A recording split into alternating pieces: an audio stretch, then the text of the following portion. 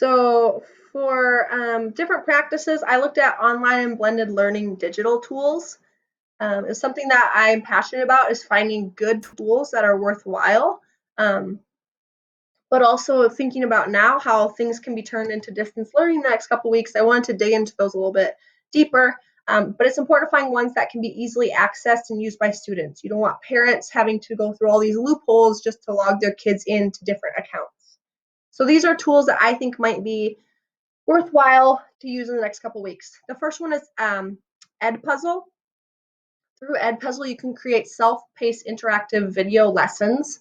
And then throughout those lessons, you can put in questions or different thought questions for students, or they can answer questions. You can also add voice narration and questions throughout to check for understanding. You can take videos from YouTube, Khan Academy, or you can make your own video. And so here's my Edpuzzle. I've made one before where this girl can't figure out a pizza riddle. And so it's one that I do with my kids when we're talking about fractions. And so I have 3 points throughout, as you can see, where I ask students questions to get them thinking. Typically, I've done this in my classroom, but it's also something that I can put out for my students as well. So you can take videos, you can crop them, different things like that. The next one that I looked at was Embark Online. This is one I just found out about.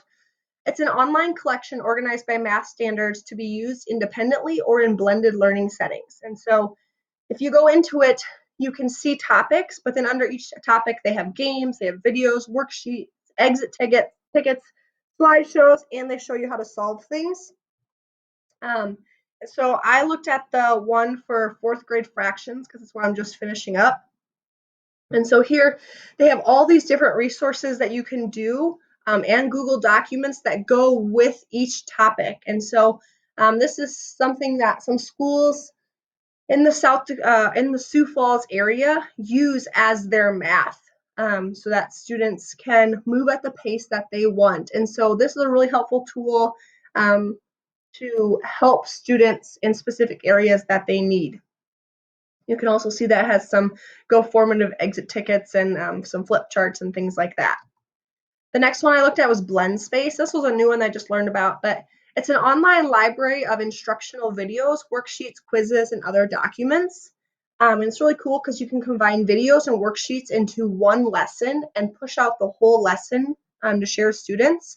And it has all ages and subjects. And so here's a look at one that I just started setting up as fractions. And so I found this PDF that students can go into, and it has fraction questions. So they can start solving this worksheet.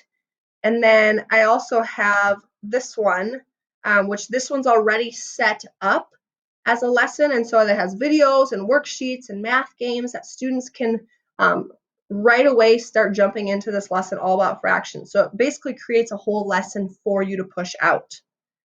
The next one I have here is Socrative and Go Formative. These have been around for a while, but they're great for to review with students and to do on-the-fly assessments. So you can track where students are. And it's really easy to figure out how students are doing. And so Go Formative.